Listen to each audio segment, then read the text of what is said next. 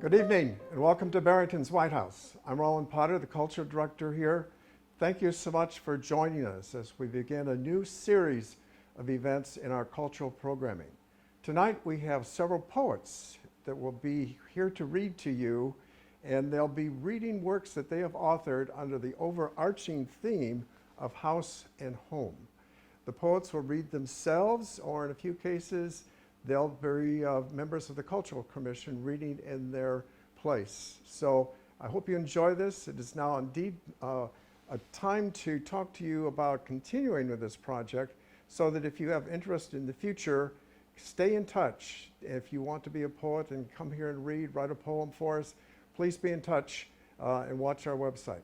So now it's a privilege and an honor to present to you Barrington's most prominent citizen, the distinguished president of our village board, Karen Darch. The House by the Side of the Road by Sam Walter Foss. There are hermit souls that live withdrawn in the peace of their self-content. There are souls like stars that dwell apart in a fellowless firmament. There are pioneer souls that blaze their paths where highways never ran. But let me live by the side of the road and be a friend to man. Let me live in a house by the side of the road where the race of men go by, the men who are good and the men who are bad, as good and bad as I. I would not sit in the scorner's seat or hurl the cynic's ban. Let me live in a house by the side of the road and be a friend to man. I see from my house by the side of the road, by the side of the highway of life, the men who press with the ardor of hope, the men who are faint with the strife. But I turn not away from their smiles nor their tears, both parts of an infinite plan. Let me live in my house by the side of the road and be a friend to man. I know there are brook-gladdened meadows ahead and mountains of wearisome height, that the road passes on through the long afternoon and stretches away to the night. But still I rejoice when the travelers rejoice, and weep with the strangers that moan, nor live in my house by the side of the road like a man who dwells alone. Let me live in my house by the side of the road where the race of men go by. They are good, they are bad, they are weak, they are strong, wise, foolish, so am I. Then why should I sit in the scorner's seat or hurl the cynic's ban? Let me live in my house by the side of the road and be a friend to man. My name is Ed Schwartz. I live in Lake Barrington, that is Lake Barrington Shores. I've been there for 25 years. The name of my poem is called The View from the Home. I remember the bubbling creek and the weeping willow tree. I see it all like yesterday. It's very clear to me. But Mom, we lived in the city. The streetcars rolled right by. And the only water's a rainstorm, thunder and lightning in the sky. I remember the deer at the salt lick and the rabbits as they play. The west wind brings the odor of something special on the way. There are no deer in the alley, Mom. The rabbits, they hide from us all. The only smell on the west wind is fried chicken from the mall. I remember the high-top grasses waving gracefully in the breeze. I remember the arbors of flowers that slept in the winter's freeze.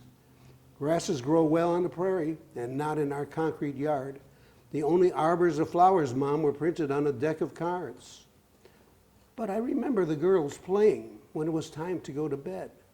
They wanted to stay up for hours. I threatened to bathe them instead. Now, Mother, I've told you before, your memories are going wild. And as to that, what girls, Mom, because I was your only child. I'm getting very tired, my son. Please listen, I'm telling you. You see the past in your way. Leave me to my point of view.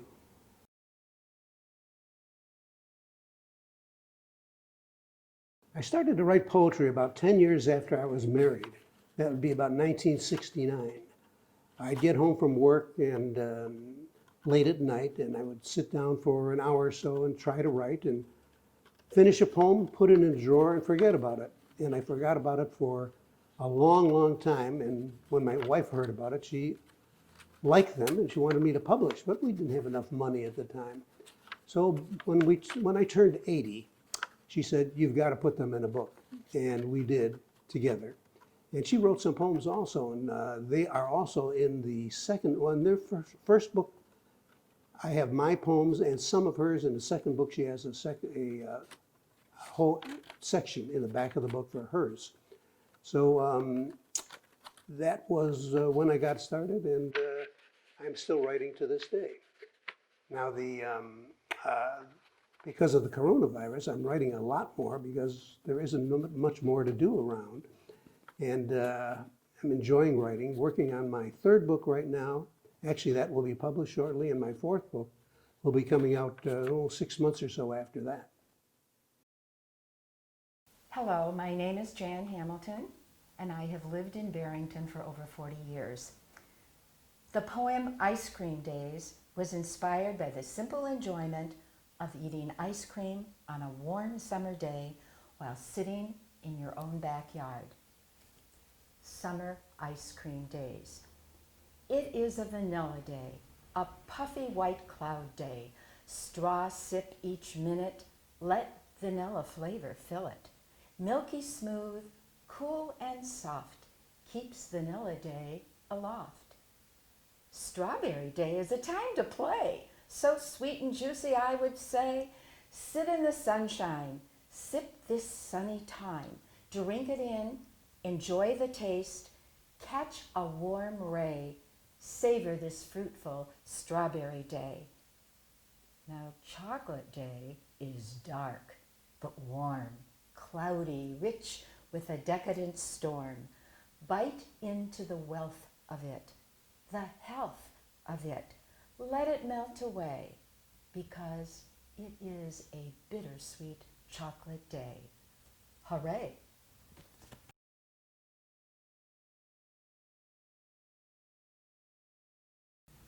I'm inspired by certain events, especially nature, and observation of interactions with different people. And then, how do you start a poem, and how do you know when it's finished? You start a poem with an idea or a thought, and you sit down with your pen and pencil or pen and paper, and you begin with some words that seem to capture the time, and then you let it flow. Sometimes you have to continue to revisit it to really get the total feeling that you wish to expose. Hi, I'm Trudy Kleckner. I live in Lake Barrington Shores. I'm going to read you a poem called Home. Think of a place. Let's call it home. A place we long for, sing about, vow to return to. A place some say we can never return to. A place built with the blueprint of the heart, decorated with dreams and treasures, humble or grand. The word staggers with the weight of images in its overloaded arms. Warmth, safety, comfort, love, laughter, memories, tears. An idyllic bubble with edges softened, ringed by time with a rosy glow. Was it ever so? Hi, I'm Trudy Kleckner. I'm going to read a poem called At the End. I would like to die in a house swept clean of all that is extraneous, save comfort, beauty, and love. With its windows open wide so the music of crickets, birds, and trees murmuring in the wind caress my ears. A house filled with sunlight and sweet smells, lavender and thyme, with feuds, grievances, and bone-deep bruises, all banished, gone. A house where resources have been spent or gifted away, leaving echoes of laughter to dance in empty rooms.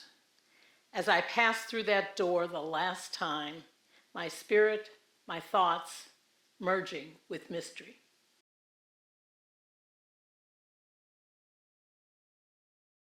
I feel like the subjects that I write about are gifts from the universe. I have been writing poetry for about 15 years, and I've learned to cultivate a lot of silence. And in that silence, I listen to conversations of other people, I listen to sounds, and I take in images from the world around me. And then something goes off in my brain. It's almost like a little bing that says, that's a poem.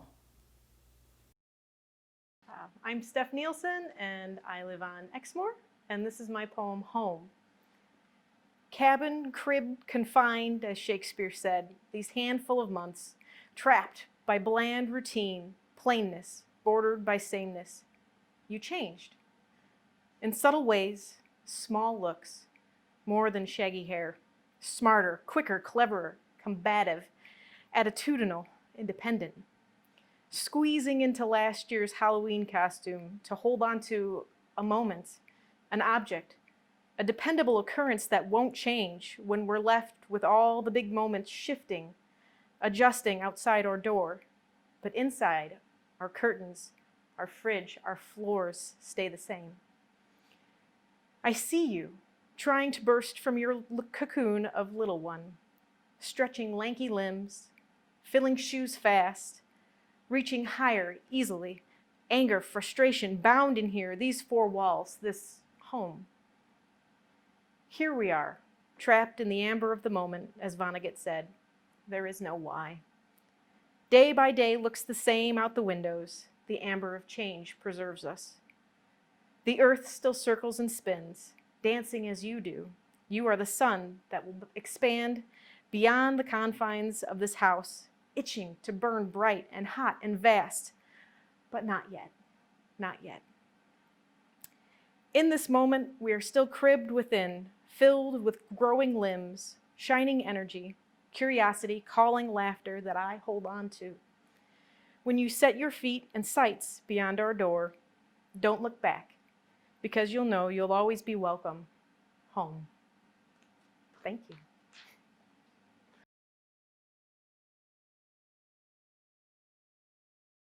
This specific poem is about being home with my 3 kids for the past, 6 and 5 months at this point. And I usually work outside the home, and it was a big challenge to get the 2 older boys through their schoolwork in the spring. It was different, and I saw them changing in front of me and in ways you don't think you see every day, because every day it feels the same, but there are changes. And so it was kind of nice to pause and look at that and think about how much they actually have changed in the last 5 months. So they were a big part of my inspiration, my boys. And even my baby, she's 8 months old now, and so watching her change every day too has been, they were big inspirations. So. My name is Vivian ONeill. I live at the Garlings, and I'm very happy there. I have written a poem named Home. What's in a home that we can share? Some books and tools and food and air. The time of day to work and play. It's what is inside that we hold dear. Those happy times and special events. It's where I go when I need to rest. What to do and what comes next. Do we count our money or put it away? to spend or save for a rainy day, or plan a vacation with family and friends. Maybe join a bowling or golfing group. To enjoy an outing together with all, the possibilities never ends. So now at the end of a wonderful day, I'm happy to be home to stay. My name is Veronica. I live in Lake Barrington Shores, and my poem is A Renter's Diary. Before I turned 18, I lived in 7 different places. Some were coined by street name, and others were the old house, the mold house, the blue house. Not really nomadic and romantic, but a lesson and a universal truth that I swallow better than most. I always lived with the 4 seasons, and despite all of the windows through which I watched this cyclicality, home was summer cicadas, blushing trees, crunchy stainless snow, and a sickly sweet breeze, and my favorite season was always the start of each one. Sunday may have been my favorite day, scoping out the signs that sprouted up after church and beckoned me to doors left ajar. The occupied ones always smelled special, like that of a friend's or my own after a vacation. And I loved that these places had family secrets hanging in the air, a blend of cooking, biology, pets, and old upholstery, obvious to me but oblivious to them. The unoccupied ones were blank pages, daring me to daydream, calculating the width of our dining table and the commute. And we'd go even if we weren't in the market, even though I knew we would be eventually. And we'd go if it was for sale and not for rent. And we'd go because my dad entertained this pastime of mine, regardless of price. He had to jump out of the window of the first house, the old house, and we spent Christmas in a hotel that year. And the neighbor of our next house, Phelps, became my best friend of almost 2 decades now. And 5 houses later, on Hilltop, we would be next door neighbors again. But 2 houses before that was the best house, because we all had our own rooms, and because it was the last house before my brother moved and my sister went off to college. And after they left, I think the smell of our house changed a little. And I think it changed 1 house after that when our dog died. And maybe for my parents, 1 house later, it changed again when I left. But if sad was a smell, it would be burnt furniture. So life was lived in an occasional flurry of boxes, and my memories are categorized by location. And there's always a leftover garage opener fastened to the sun visor. I wonder if parts of us got lost in the move, but maybe it was a trade for wisdom earned young. The guaranteed expiration date of everything is a truth that I can swallow. It's not so sour when you taste it.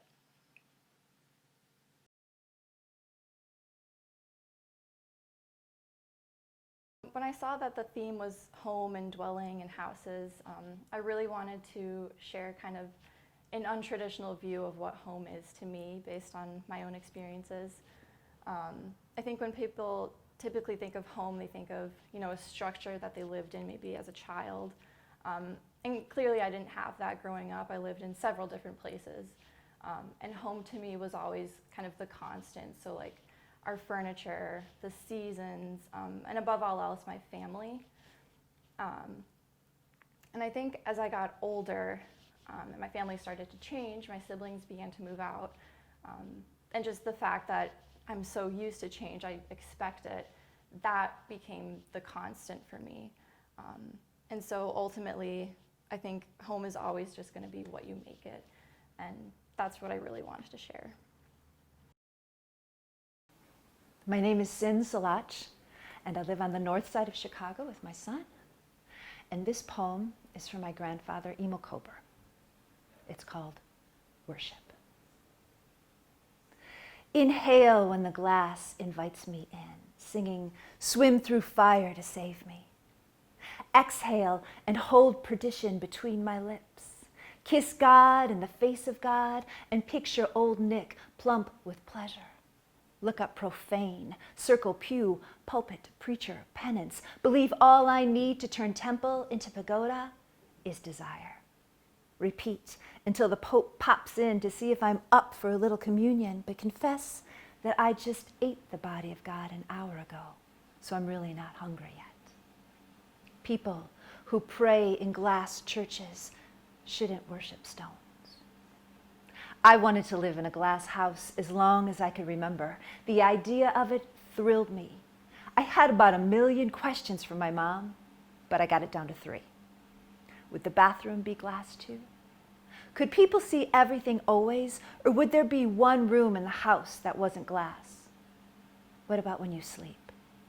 Could people watch you dream? The ocean in my body moves, and the world rocks itself awake, rested, smooth. Sleep shakes its hair loose, falling open around my mouth, making me an easy entrance for all visitors. It's a free day.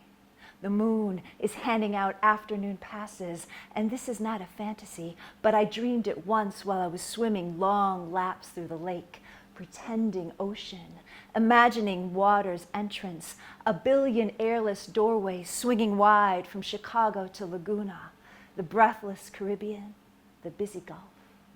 And I was balancing my body on lake currents, surfing right below the surface of me, my line of flesh, blood, bone, thinking fish, be fish, slipped through when the glass entered my mind. The crucible of sand, 2,000 degrees of ambition and accidents, and all my air floated to the surface. After gathering and marveling and jaxing, after reheating and blocking and necking, after filing and tapping and transferring, after flashing and jaxing and breaking, this, stand back, kneel, enter yourself like a house.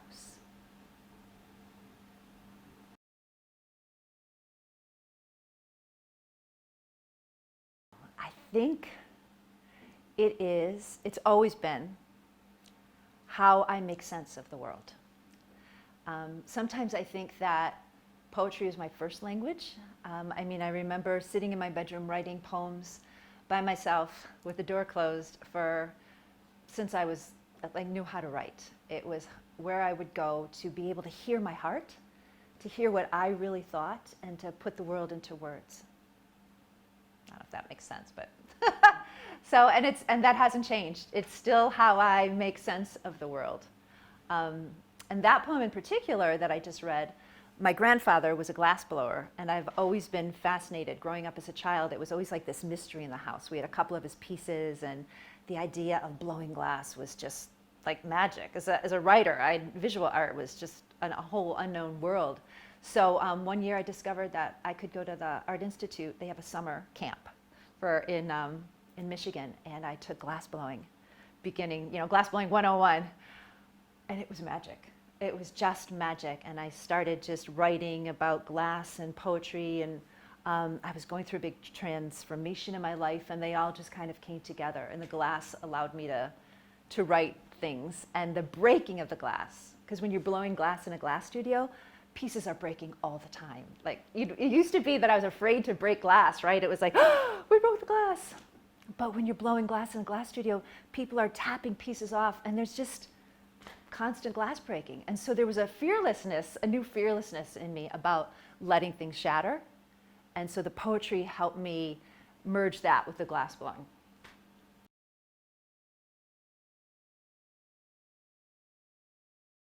As a poet, I actually have been busier than I've been. I think that poetry helps us feel hope, even when things feel hopeless, and not necessarily because the words are happy and it's all going to be fine, but actually because it tells the truth. It tells the truth. Emily Dickinson used to say, it tells the truth slant, right? So it helps us kind of see a side of it that we wouldn't be able to see otherwise. And that's the hopefulness, because every day we wake up and we look at this reality and we think, how can we move forward in this day with this in our face? But then poetry helps us take a breath and peek around the corner and see a little bit further into the future and feel our connection to each other as community, as family, as a bigger world, and feel the love that is still there regardless of what's happening. So I think it's essential. I think people are feeling the essentialness of poetry. Good evening. My name is Dianebergen, and I am a member of the Barrington Cultural Commission. I'm delighted to join you this evening to read a poem submitted for this evening by local poet Nancy White. The origin of supposition on the descent of women. Was it just that her shoes were too big and her feet moved forward inside of them and over the tread, and she fell to the bottom of the stairs and there became dead? Or did she suddenly, unthinkingly lose her grip, her soles worn smooth and the carpet too, and jostling downward wound up askew, and the world became one too few? Or did she swing round down the landing and miss a step even two, and scrambling mightily wind up a shambles with a clattering adieu? Perhaps one or none or each of these or something else brought her tumbling to her end. But isn't it so each time we err in descending a stair and remind ourselves of what we had forgotten to be careful to do, that we wonder if this is the way we'll meet our end and when?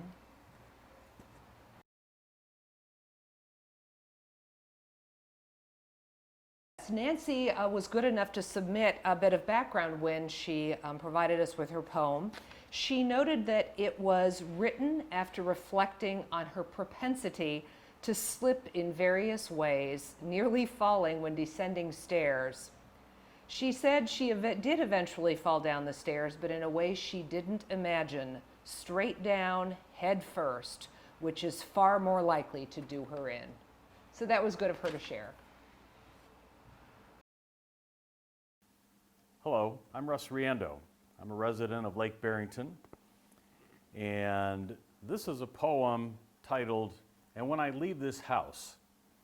And the inspiration behind this poem was the fact that this pandemic has caused me and allowed me to evaluate, contemplate, reflect on my life a little bit sooner than I had anticipated given this current stage in life.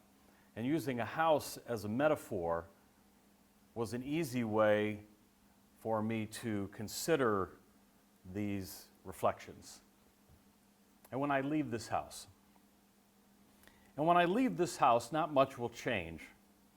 Either the lingering breeze of promise and effort, or the stench that trails the slaughter train to market.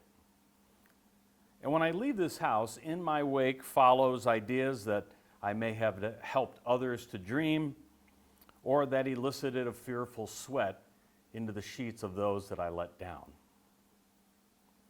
I will be measured by the company I have kept, the promises and philosophies I practiced, the movement of my feet versus my tongue. And when I leave this house, there will be space at the table, space on the plains, space on the trail for a new breed of thought, a new breed of perspective. My welcome has been worn out, thinned by comfort, numbed by routine, those deep grooves of habit. And when I leave this house, I will leave behind the best part of me, that partner that trusted me, that loved me, that accepted me, that taught me, that let me be the best me. And when I leave this house, I will be gone for sure. Through the ether and matter, through the stars and black holes, and perhaps through the dense stone below. And through those doors I go that I know nothing of what's behind, but I also go to compunctionless. And when I leave behind this house, there may be money left behind for the tribe. You will divvy this up, I am sure, either to celebrate financial fortune or to contemplate the fiscal failures of my doings. And if it's the latter, then I genuinely apologize. And when I leave this house, I won't be back, despite what can be construed in those final utterings brought on by fevers of death, death looming, deathbed promises, those heard of in fiction books and ancient tales. I promise I won't return to haunt, to counsel you, to move objects, or to point you towards buried treasure. My influence you embrace will be only the time that we have spent on this planet. That's all that will remain. And when I leave this house, I am for sure gone. What will I have left behind? Evidence of a life best delivered, or the molten slag and ash of a man unwilling to accept accountability and understand that firing process? Or did I honor those gifts left on my doorstep a long time ago?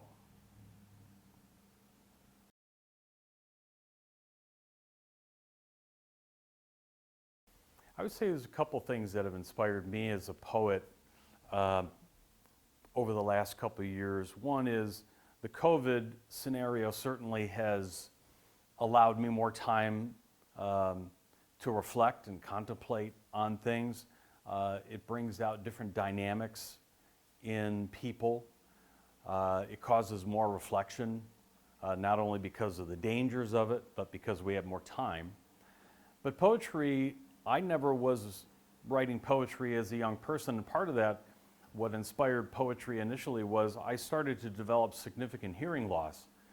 And I realized I was becoming more introspective and more introverted as a result of the challenges of hearing loss. And as a result, I started to write differently. I started to explore things differently as a writer, as an artist, as a painter. And that inspired me to write more poetry. The old adage is you can never step into the same river twice. You can never step into the same sentence twice with poetry, because there's a freedom and expression that's so fun and so dynamic that you don't have to worry about all the rules of English grammar. You didn't have to worry about your paper being graded. You could simply do it. And why now?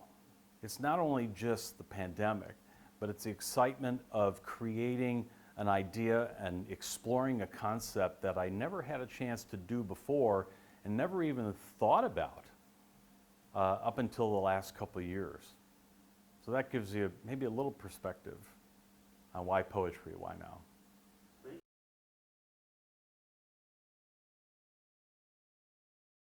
You never know when it's done. The best way to start with poetry is if there's something that inspires you, if there's something that makes an impact on you, a picture in a magazine, a car accident scene, a reflection of something, a child doing something, if there's something that makes an impact on you that creates this visceral feeling, don't ignore it. Write it down. Write down the words. Write down the emotions of it.